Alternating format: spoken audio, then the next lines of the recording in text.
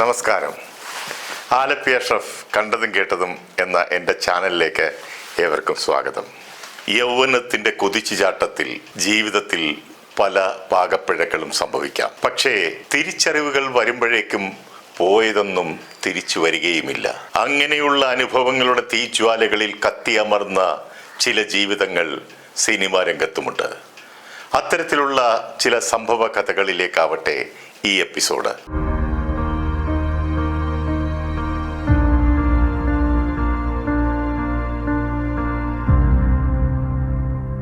നടന്റെയോ നടിയുടെയോ അഭിനയം എത്ര നന്നായാലും അത് പൂർണ്ണതയിലെത്തണമെങ്കിൽ ശബ്ദത്തിനും അതിൻ്റെ മോഡുലേഷൻസിനും വളരെ പ്രാധാന്യമുണ്ട്. ചില നടീനടന്മാർക്ക് ആ കുറവ് പരിഹരിച്ചു കൊടുക്കുന്നത് ഡബ്ബിംഗ് ആർട്ടിസ്റ്റുകളാണ്. ഇനി അന്യഭാഷാ നടീനടന്മാർക്കെല്ലാം ശബ്ദം കൊടുത്തിട്ടുള്ളത് ഡബ്ബിംഗ് ആർട്ടിസ്റ്റുകൾ തന്നെയാണ്. നടി ശാരദയ്ക്ക് തുലാഭാരം എന്ന ചിത്രത്തിൽ ഉർവശി അവാർഡ് ലഭിച്ചപ്പോൾ ആ ചിത്രത്തിൽ അവർക്ക് വേണ്ടി ശബ്ദം നൽകിയിരുന്ന TR ഓമനയ്ക്കും അതിൽ പങ്കുണ്ടെന്ന വിവാദമുയർന്നു വന്നത് ഞാൻ ഇന്നും ഓർക്കുന്നു. അതുപോലെ തന്നെ നഖക്ഷതങ്ങളിൽ മോനിഷയ്ക്ക് വേണ്ടി ഡബ്ബ് ചെയ്തിരുന്നത് അമ്പിളിയായിരുന്നു. മണിച്ചിത്രത്താഴിൽ ശോഭനയ്ക്ക് വേണ്ടി ഡബ്ബ് ചെയ്തത് ഭാഗ്യലക്ഷ്മിയുമായിരുന്നു. എന്നാൽ ഡബ്ബിംഗ് ആർട്ടിസ്റ്റുകളെ വെച്ച് ശബ്ദം ഡബ്ബ് ചെയ്യുന്ന പ്രവണത പുതിയ തലമുറയിൽ കുറഞ്ഞു വരുന്നുമുണ്ട്. ചില നടന്മാർ മരണപ്പെട്ടാലും അവരുടെ ശബ്ദവും അറിയാത്ത രീതിയിൽ പരിഹരിക്കപ്പെടേണ്ടതുണ്ട്. അത്തരമൊരു ദൗത്യം ഏറ്റെടുത്തുകൊണ്ടാണ് ഞാൻ മദ്രാസിലെത്തുന്നതും ഡബ്ബിംഗ് ആർട്ടിസ്റ്റ് ആയതും. അക്കാലത്തെ പ്രശസ്തരായ ഡബ്ബിംഗ് ആർട്ടിസ്റ്റുകളായിരുന്നു കോട്ടയം ശാന്ത, മണി അന്തിക്കാട്, കുളത്തുപുഴ രവി എന്നിവരൊക്കെ. അന്നത്തെ ചില നായികമാർക്കൊക്കെ ശബ്ദം നൽകിയിരുന്നത് കോട്ടയം ശാന്തയും പാലാ തങ്കവും ഒക്കെ ആയിരുന്നു. ചില നായക പ്രാധാന്യമുള്ള നടന്മാർക്കും ശബ്ദം നൽകിയിരുന്നത് മണി അന്തിക്കാടും അതുപോലെ തന്നെ അന്നത്തെ വളരെ പ്രശസ്തനായ ഒരു നടനായിരുന്നു രവികുമാർ എന്ന നടന് ശബ്ദം നൽകിയിരുന്നത് കുളത്തുപുഴ രവി എന്ന രവീന്ദ്രൻ മാഷുമായിരുന്നു. വലിയ പ്രാധാന്യമില്ലാത്ത കഥാപാത്രങ്ങൾക്ക് ശബ്ദം നൽകിയവരായിരുന്നു മറ്റുള്ള ഡബ്ബിംഗ് ആർട്ടിസ്റ്റുകൾ. മഞ്ഞിൽ വിരിഞ്ഞ പൂക്കൾ എന്ന ചിത്രത്തോടു കൂടിയാണ് ഡബ്ബിംഗിൽ പുതിയ താരോദയം ഉണ്ടാകുന്നത്. ആ ചിത്രത്തിലെ നായികയായിരുന്ന പൂർണിമ ജയറാമിന് ആനന്ദവല്ലിയും അതിലെ നായകനായിരുന്ന ശങ്കറിന് ചന്ദ്രമോഹനുമായിരുന്നു ശബ്ദം നൽകിയിരുന്നത്. അതോടെ പഴയ ആൾക്കാർക്ക് പണി കുറയുകയും പുതിയ പുതിയ ആൾക്കാർ രംഗത്തേക്ക് കടന്നു വരികയും ചെയ്തു. ഡബ്ബിംഗ് ആർട്ടിസ്റ്റുകളായ ലിസിയും ഭാഗ്യലക്ഷ്മിയും ശ്രീജയും ഒക്കെ അങ്ങനെ കടന്നു വന്ന് അവരുടേതായ സ്ഥാനം ഉറപ്പിച്ചവരുമാണ്. അന്നതിൽ ഏറ്റവും തിരക്കുള്ള ഡബ്ബിംഗ് ആർട്ടിസ്റ്റുകളായിരുന്നു ചന്ദ്രമോഹനും ആനന്ദവല്ലിയും. ചന്ദ്രമോഹൻ ശങ്കറിനെ കൂടാതെ റഹ്മാൻ, രാജ്കുമാർ, വിക്രം, ഷാനവാസ്, ശരത് ബാബു എന്നിവർക്കും കൂടാതെ അന്ന് സുരേഷ് ഗോപിക്ക് ന്യൂഡൽഹി ഉൾപ്പെടെ ചില ചിത്രങ്ങളിൽ ശബ്ദം നൽകിയതും ചന്ദ്രമോഹനായിരുന്നു. അതുപോലെ തന്നെ അന്ന് ആനന്ദവല്ലി ഡബ്ബ് ചെയ്തിരുന്നത് മേനക, സ്വപ്ന, മാധവി, അംബിക, ഗീത, ഉർവശി, പാർവതി, സുഹാസിനി, സരിത, സിൽക്ക് സ്മിത, ഉണ്ണിമേരി, ശാന്തികൃഷ്ണ, ഭാനുപ്രിയ, രഞ്ജിനി, മോഹിനി, സുമലത, രാധിക, രേവതി തുടങ്ങിയ അന്നത്തെ മുഖ്യധാര നടിമാരുടെ മധുരമായ ശബ്ദം ഇവരുടെ കണ്ഠനാളത്തിൽ നിന്നാണ് വന്നിരുന്നത്. ഇവർക്ക് പിന്നാലെയാണ് ഭാഗ്യലക്ഷ്മിയും ശ്രീജയും അമ്പിളിയുമൊക്കെ ഉയർന്നു വന്നിട്ടുള്ളതും. ഇന്നിപ്പോൾ കാലത്തിന്റെ മാറ്റമനുസരിച്ച് ഇവരെയും അപ്രസക്തരാക്കിക്കൊണ്ട് പുതുതലമുറയിലെ കുട്ടികളാണ് ഡബ്ബ് ചെയ്യുന്നത്.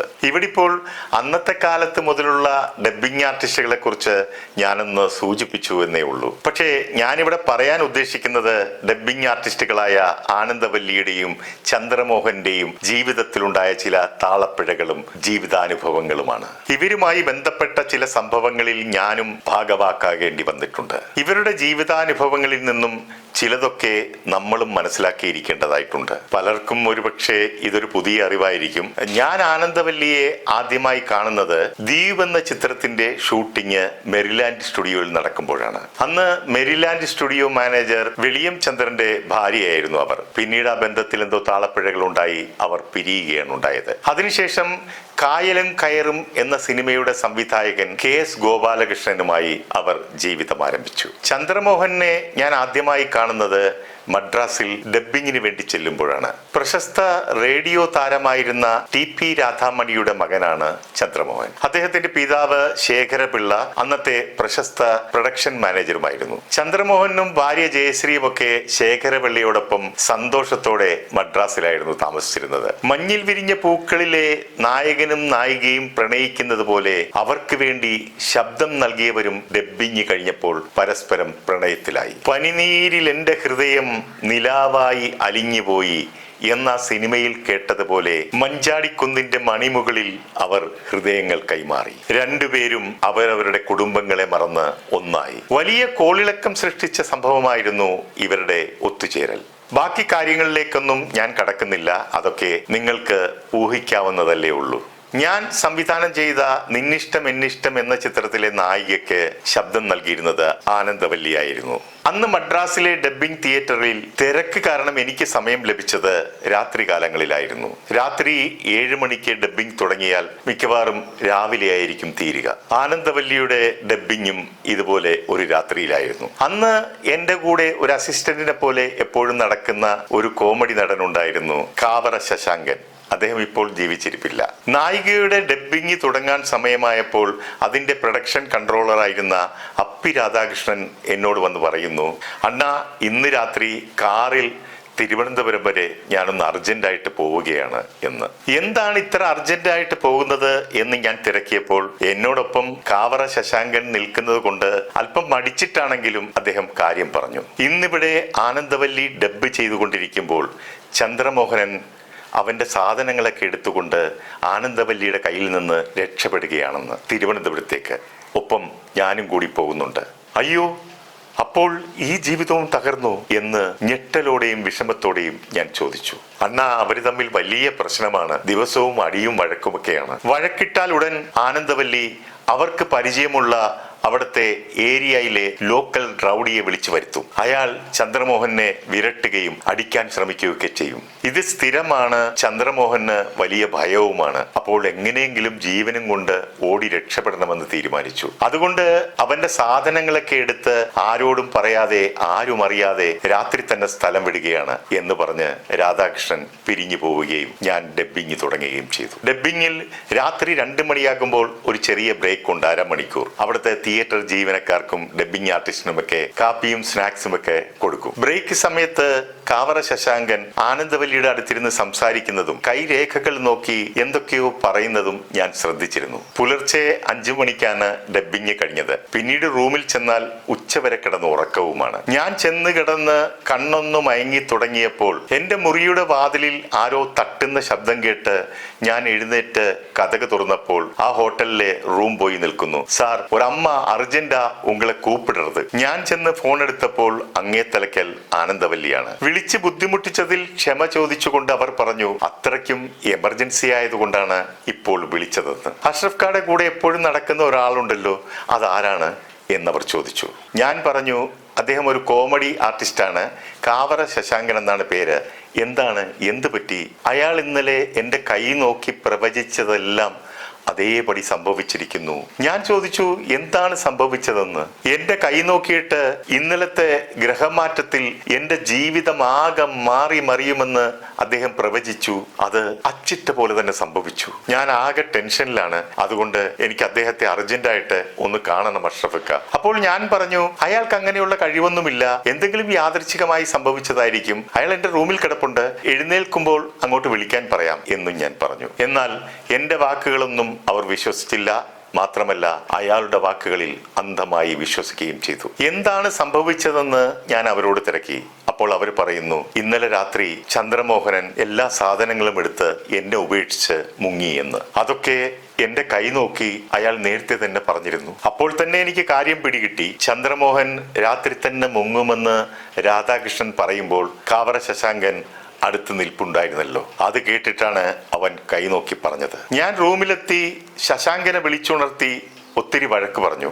വഴക്കും കേട്ട് ശശാങ്കൻ ഒരു വളിച്ച ചിരിയോടുകൂടി നിന്നു. പിന്നീട് കുറച്ചു കാലങ്ങൾക്ക് ശേഷം ചന്ദ്രമോഹൻ ഡബ്ബിംഗ് ആർട്ടിസ്റ്റായ പാലാ തങ്കത്തിന്റെ മകൾ അമ്പിളിയെ വിവാഹം കഴിച്ചു. അമ്പിളി അപ്പോൾ തിരക്കുള്ള ഒരു ഡബ്ബിംഗ് ആർട്ടിസ്റ്റ് ആയിരുന്നു. മോനിഷ, മാധു, ചിപ്പി എന്നിവർക്കൊക്കെ ശബ്ദം നൽകിയിരുന്നത് അമ്പിളിയായിരുന്നു.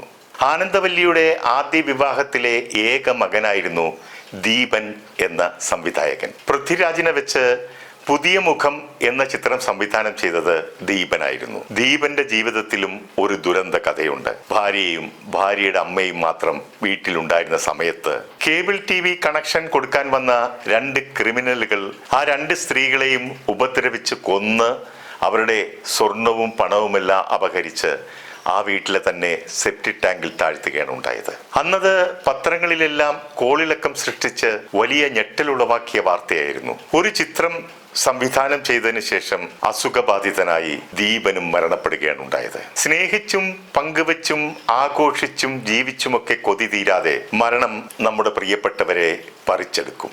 ചന്ദ്രമോഹന്റെ ഭാര്യ അമ്പിളിയും അസുഖം ബാധിച്ച് അകാലത്തിൽ മരണപ്പെട്ടു. ഓരോ വേർപാടും ഓരോ സന്ദേശങ്ങളാണ്. പക്ഷേ അതൊക്കെ ഉൾക്കൊള്ളാൻ അവസാനം വരെ കാത്തിരിക്കണമെന്ന് മാത്രം. ആളും ആരവവും അരങ്ങുമൊക്കെ ഉപേക്ഷിച്ച് എല്ലാ സന്തോഷങ്ങൾക്കും സങ്കടങ്ങൾക്കും വിരാമമിട്ടുകൊണ്ട് 2019 ആനന്ദവല്ലിയും യാത്രയായി. നമ്മെ ബാക്കി വെച്ച് നമ്മുടെ പ്രിയപ്പെട്ടവരിൽ പലരും പൊലിഞ്ഞു പോകുമ്പോൾ മുറിവുണങ്ങാത്ത വേദനയിൽ നമ്മളൊക്കെ പിടഞ്ഞു പോകും. അപ്പോൾ കേൾക്കുവാൻ ആളുണ്ടെന്നതും പറയുവാൻ ഒരിടമുണ്ടെന്നതും നൽകുന്ന ആത്മവിശ്വാസം വളരെ വലുതാണ്. ചന്ദ്രമോഹൻ ഇന്ന് പത്തനാപുരം ഗാന്ധി ഭവൻ അനാഥാലയത്തിലെ അന്തേവാസിയുമാണ്. ജീവിതത്തിൽ ദൈവം നമുക്ക് വേണ്ടി രചിച്ച തിരക്കഥ തിരുത്തി എഴുതുവാൻ നമുക്കാകില്ലല്ലോ. നിർത്തുന്നു. നന്ദി, നമസ്കാരം.